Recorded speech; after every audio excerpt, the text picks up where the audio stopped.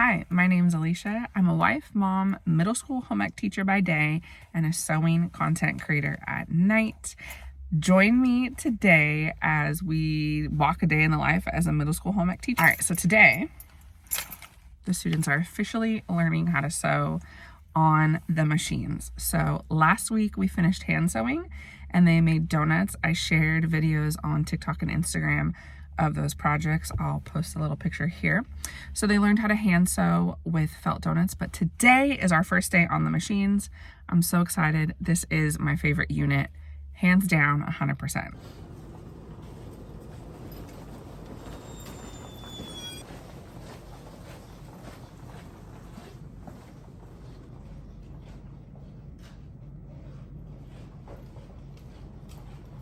I know I'm gonna get questions, so before anyone asks, it's the Tate romper by Small Museum. It's perfect, it's flowy, it's wide. I know you can't see, I have to hop, but as you see me moving about my classroom, that's the romper. Yes, I made it, but in order for it to be classroom appropriate, I put the jean jacket on top. And it's perfect for sewing days when I'm constantly having to meet students where they're at on the sewing machines, AKA bend down. I like to wear overalls or rompers, anything that has like full coverage. So yeah, anyways, I love this romper.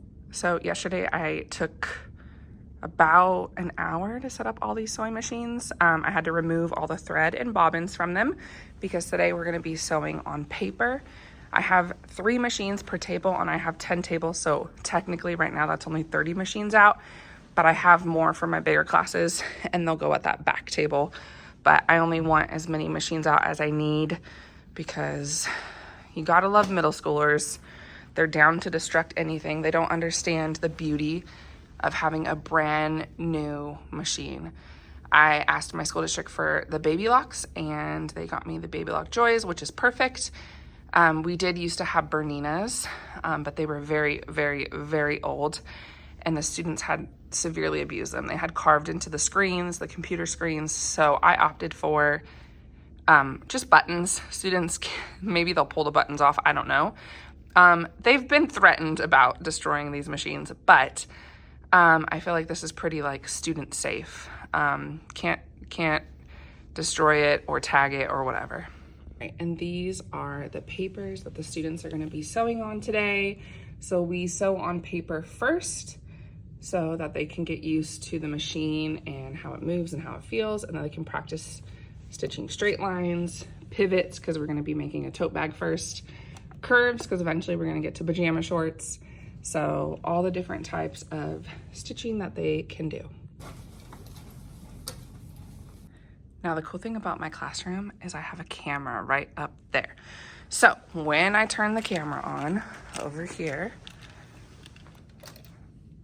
on camera, so right now it's on PC, but when I turn the camera on, I can take my machine over there and demonstrate for the students and it projects right onto my whiteboard. So I'm gonna put the camera up and then that was yesterday's assignment, I'm going to write around it so that when I demonstrate today, they'll be able to see what I'm doing and my writing will be around the camera. So I think the camera's probably waking up,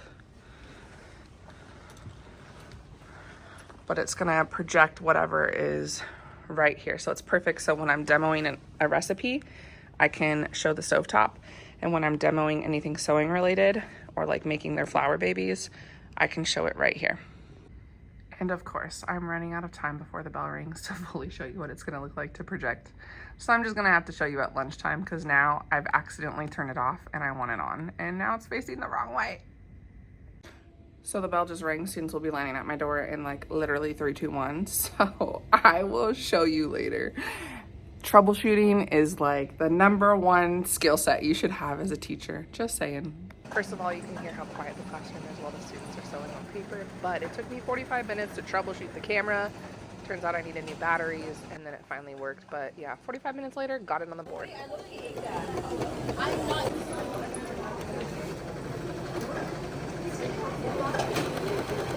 Hi, so it's the next day. I forgot to record yesterday afternoon after I left, but we are still sewing and After next week, we will start working on those tote bags that I talked about in my last video. But yeah, sometimes after a long day, you just forget to record.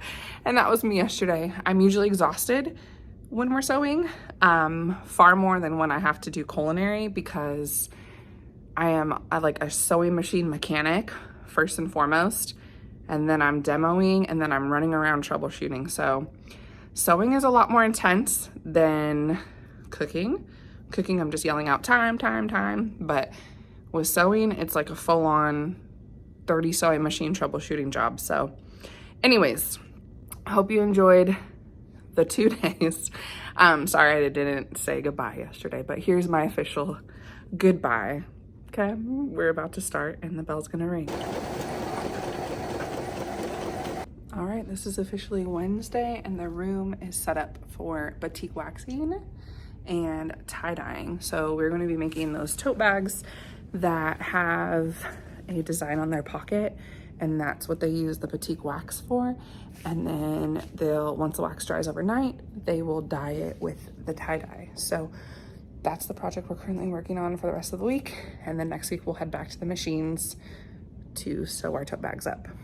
Before we could get to the waxing and dyeing though, we had to spend a whole day prepping out their pocket square designs. Class periods are only 47 minutes long, so I spent an entire period having students draw out their designs, complete with borders.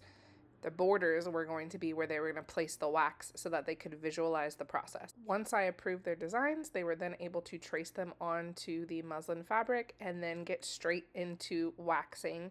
Here you can see I used wax pots, and then students just painted on the wax. I was able to purchase both the warmers and the batik wax from Amazon using school funds. And we used trash bags to protect all classroom furniture and floors. Mother's Day is around the corner, so I encouraged my male students to make their tote bags for their mom. So that's why you see lots of mom inspiration right there. Got a Dodger mom.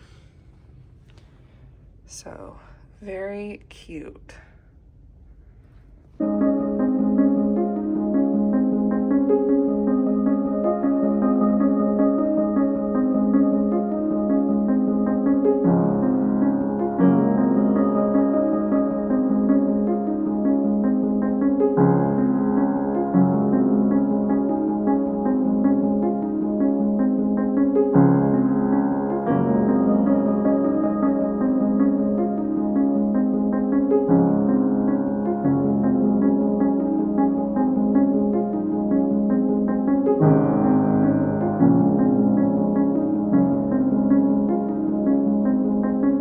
Some students finished early on Wednesday with the waxing, so I allowed them to go straight to tie-dyeing on Thursday and Friday. So these are clips from both Thursday and Friday of students at their different paces. Everyone did wrap up this assignment by Friday afternoon and finish their pocket squares, and I was able to put everything away at the end of the day. What I love about teaching this particular tote bag project first is that the pockets allow them to express their creativity, and they really take ownership of their sewing process. Instead of it just being a boring basic tote bag, they really do want to learn how to sew well and express their creativity with that pocket square. I did film a tutorial for this video that is on my Teacher Pay Teacher account, so if you are interested, once I put everything on my Teacher Pay Teacher store, this tutorial will be up there for you to purchase. But until then, I just wanted to highlight the work that's going into my classroom right now. We have a lot of fun, and I absolutely love teaching Gen Alpha how to sew.